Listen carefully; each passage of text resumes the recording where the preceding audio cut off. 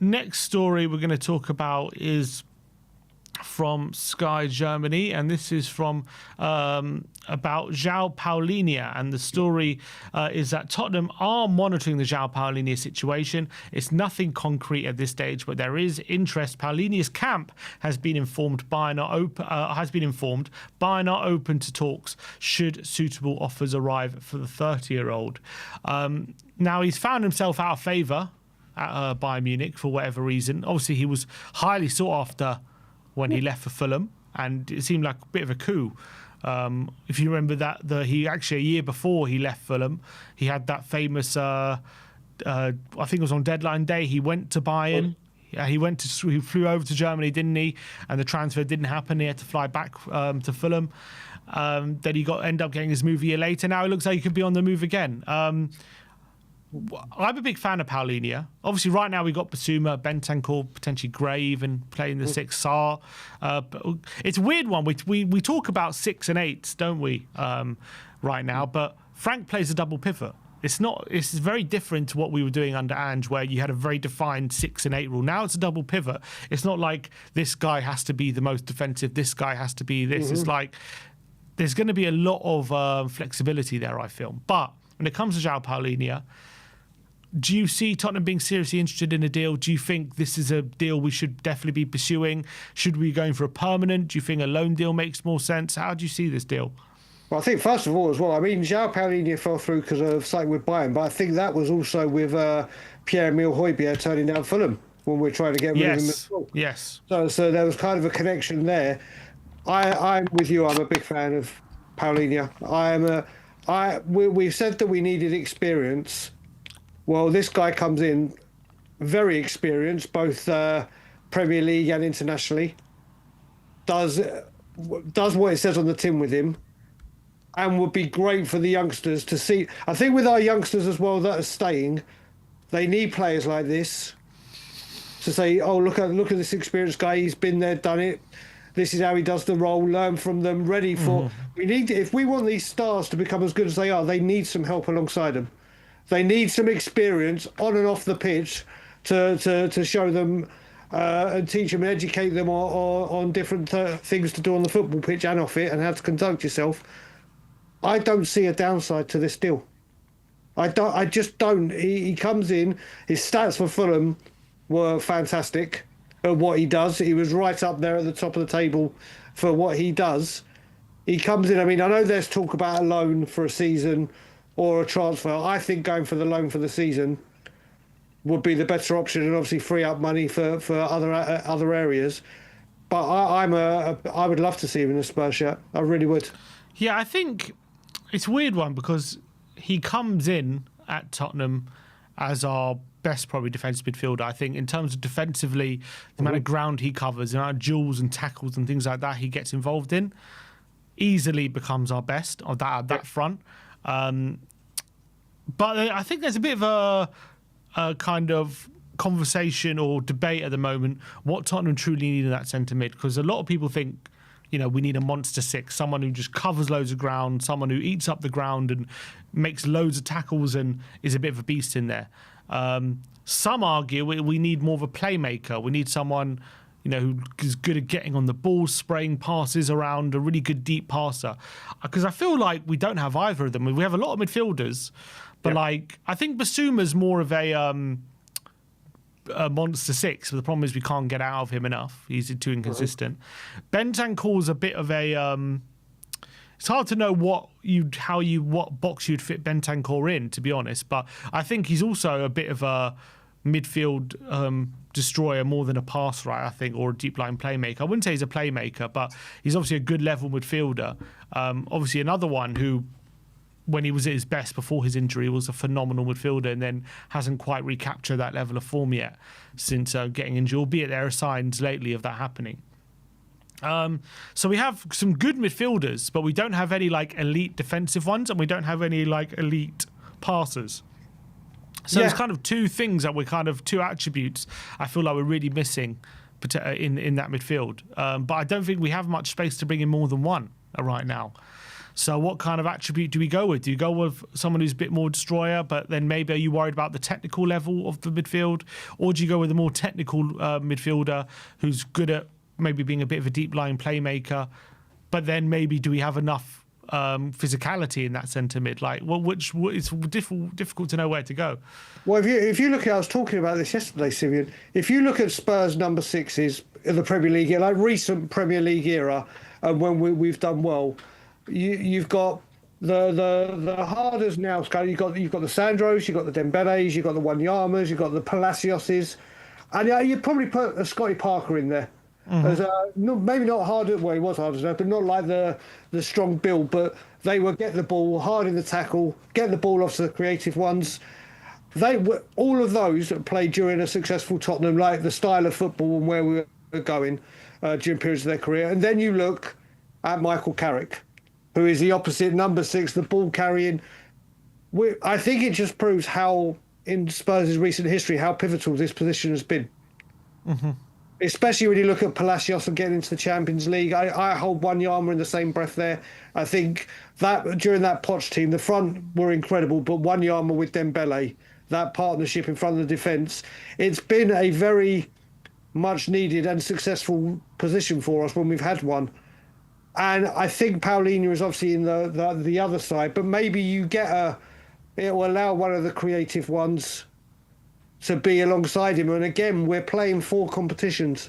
The main thing we've learned from that injury-ravaged season last season is just how key match sharpness, match freshness and rotation is going to be important to us. And having this guy there for squad rotation and on games where we need this type of player, I think you won't find better for what we can get than João Palhinha. And I also think, I was like thinking in my head, I'm leaning towards, okay, we need more of a passer than a aggressor. But then when you think about it, if we are obviously going to play this double pivot, and if we get someone like João Palhinha, could that facilitate Bergvall dropping a bit deeper, and maybe you could get the creativity out of him? If obviously the Gibbs-White deal goes through, could you play him deeper next to a Palhinha as well? And that also, you've got a bit more technical ability in that middle of the park. I think so. I kind of feel like I do think we might need a defensive midfield, a deep lying playmaker. But I think in the short term, you just get that strength and aggression in there and that physicality. You rely on, and you see if one of our creative players right now can do it, because you've got Decky and Maddison who can play that 10. So you do have Gibbs-White, Bergvall for creativity in that middle of the park if need be. So I think that should be enough to see us and to see if we can work with that. Now, if we can't work with that, then maybe in a year you go in another direction. But there's a good chance that Bergvall develops even more. He maybe becomes that deep line playmaker. Gibbs-White maybe develops into a role which he can do that as well. It's all about what Frank wants in a new midfielder. Is he looking for someone who's going to up the aggression or up the technical ability? That's going to be the big thing. But if I agree, when it comes just drawing it back to Palhinha, good player, I think becomes easily our best defensive midfielder. And I think Frank would know how to use him. And I think what Frank is very good is masking players' flaws. And I think Palhinha is a good midfielder. He has a few flaws, but I think for me, especially I think on the ball, I think he's could improve that aspect sometimes. A bit like Højbjerg, like sometimes he can panic when he's being pressed and things like that. But I think Frank is very good at masking players' flaws, and if he can do that, I think he's got so many good attributes that you'd want to use. Okay, let's move on to the last transfer topic. This comes from an ITK called Himothy. He is saying that Tottenham are also interested in Carlos Baleba. He is on the list amongst others. Baleba obviously currently playing for Brighton. He's probably going to cost a lot of money. Younger than someone like Palhinha. Someone who's kind of taken the Premier League by storm. I would love Baleba. It's just that Brighton always demand... Basically, Brighton's model is pay this massive fee or go away. Now, when you're talking to Man City or Chelsea, or mainly Chelsea, they end up usually paying that massive fee. I can't really see Tottenham doing that. Well, do you know what as well? Just I'm going to link this to the Palhinha bit as well. Maybe this is why I favour bringing Palhinha on loan, because it gives Thomas Frank the year to look at what he's got and then see someone like Baleba for the next year and see how he does, to see if he can do it 2 years in a row. There's no doubt he is a very, very, very good player and had a great season. But like you said, Brighton are, right, you seen it with Casino, didn't we, last couple of years ago? You're going to pay this huge amount of money, and if you're not, just go away. And I can't see us. Again, this is the thing, Sim. It could all change if we find out investments come. If before the window changes, we hear big investments come, then maybe Tottenham will start showing, right, you want this, we'll pay this because we believe in the player. But I just can't see it. I just can't see us this season going, right, here you go, bang, there's a huge amount of money for Baleba, unfortunately, but would be a great addition. And so I think D. Merles makes a good point as well. He says, rather have Wharton over Baleba if they are similarly priced. And I do think they would be similarly priced. Yeah. And I think the thing is with that is what I'm talking about, strength and passing. Wharton kind of covers both. That's why I'm so desperate to bring him in, because I think he's someone who all of a sudden you up both those levels in that midfield with one signing. Whereas Baleba's great. I think he would also massively up the midfield level. But I just think Wharton is that little bit better passer than him. I would agree with you. They're both going to be monstrous offers. And they're both, again, I mean, we talk about Brighton and their chairman. Parish is no mug, is he? He ain't going to. So we are talking about blockbuster bids for Tottenham Hotspur for either of the two. Great to be linked with these players. We wish that we would be able to pursue it and get it done. These deals seem very, very hard for us to get, especially now with 39 days left and we know how we normally deal with transfer deals. I just can't see either materialising, but we'd love it, wouldn't we? It'd be fantastic. All right, and last story comes from Tottenham themselves, and they announced that on Saturday we will obviously set to place Luton at Kenilworth Road at 3 p.m. But they've announced, very interestingly, a second friendly to be played behind closed doors at Kenilworth Road.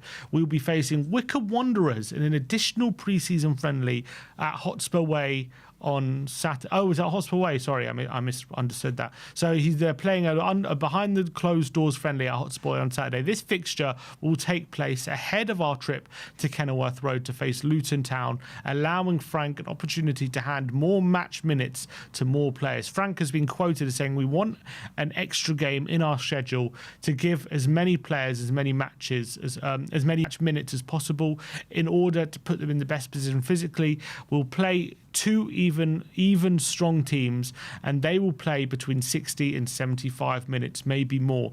By the end of Saturday, 22 players will have a lot of match minutes, and they'll be in a very good place before we go on tour." So a second friendly for our first team, Brian, has been organised.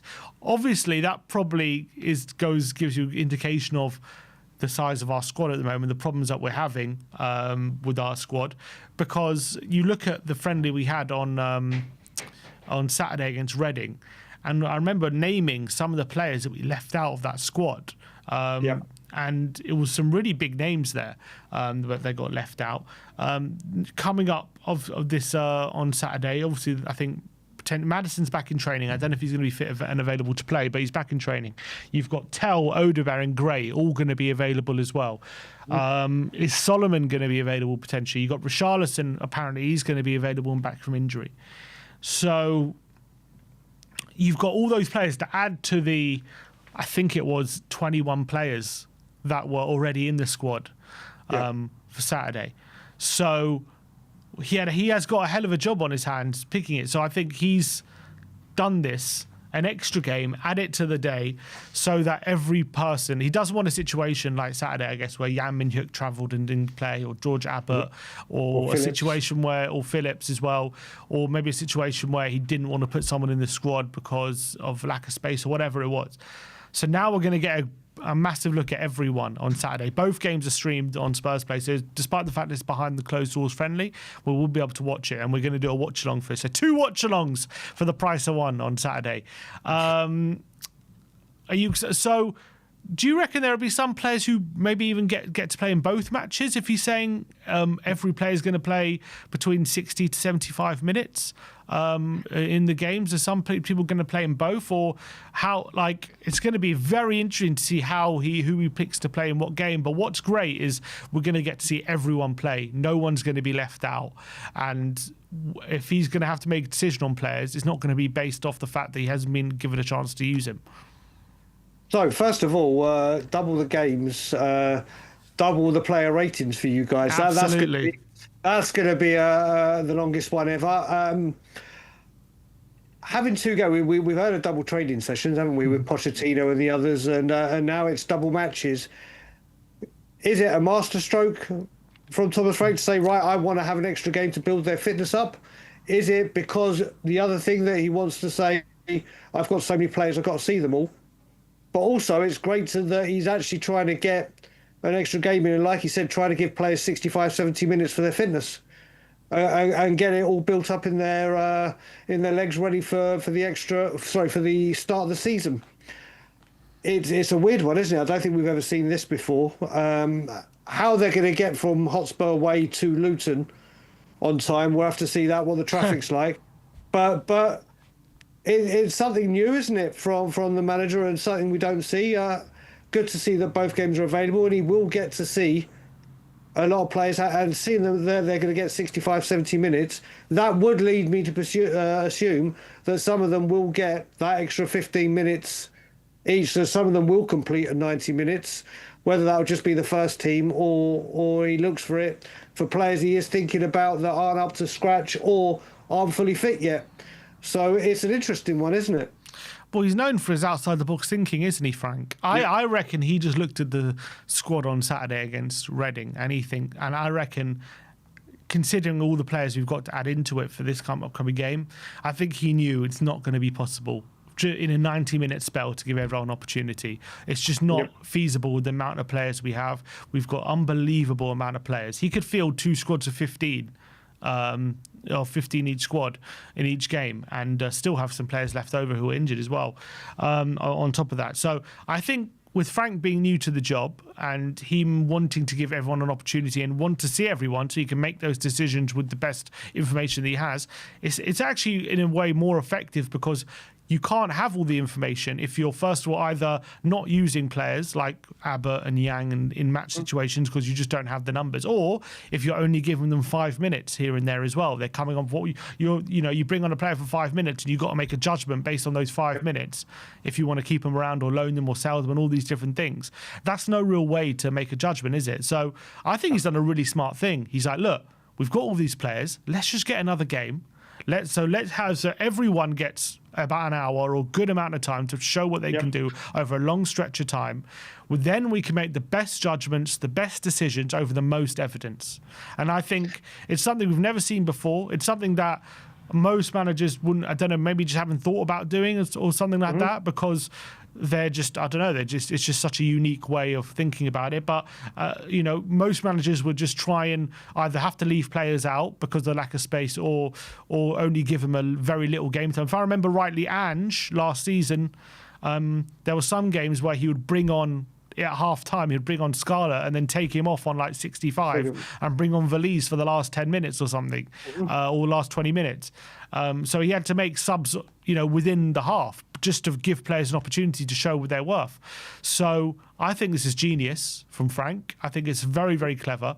I'm very excited to see everyone given an opportunity. And I think this is the best way he can make all the decisions that need to be made in regards to the squad. I have to say, with that striker thing, I think you had Lancashire in there as well. He did it. I think he made 2 or 3 subs in the second half for strikers during the Hearts game. It was Hearts last year, wasn't it? Yeah, it was Hearts. Yeah. We played. Like you said, and the thing is, we all speak about pre-season and say it's all about getting your fitness and getting minutes in your legs and learning the passages of play for the new coach and everything. So having an extra game is going to do exactly that, isn't it? It is, like you said, he is known for his outside-the-box thinking.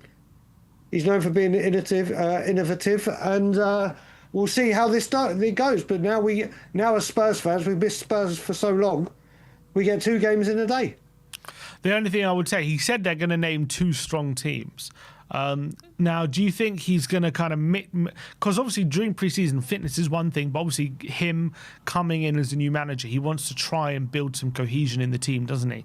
So I'm assuming, during these friendlies, he's going to want to keep some semblance of, the team he's going to want. Obviously, all the places up for grabs right now. So I guess maybe he doesn't have a team. Yeah, he thinks is going to be together to build that cohesion. But are we going to learn anything, do you feel, from the lineups he picks in which game? Like in terms of, okay, that 11, you can clearly see are the players he's making decisions on, and this 11 are the team that is the team he's going to go forward with, or how do you think he plays it, or do you think he'll mix it completely and it'll be one team is going to be half and half, another team will be half and half?